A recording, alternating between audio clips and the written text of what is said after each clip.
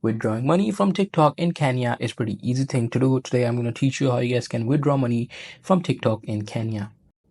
So for that, you simply have to go to your TikTok application, and in your TikTok application, you have to tap on your profile.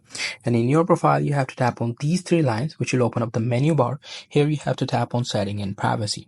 Now in setting and privacy, you have to tap on this balance section. Now the balance setting should pop up.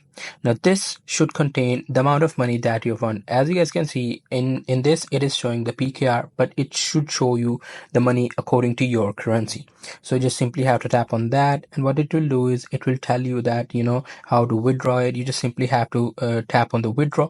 In my case, I don't have any money, so if I have some money, I will tap on this withdraw. It will give me two payment options. The first one should be Payoneer, the second one should be PayPal, and you can withdraw money in any of these. So after that, you can simply transfer your money into your local banks from Payoneer or PayPal. It totally depends upon your country. So that's pretty much it. That's how you guys can do it. Hope you guys find this very helpful.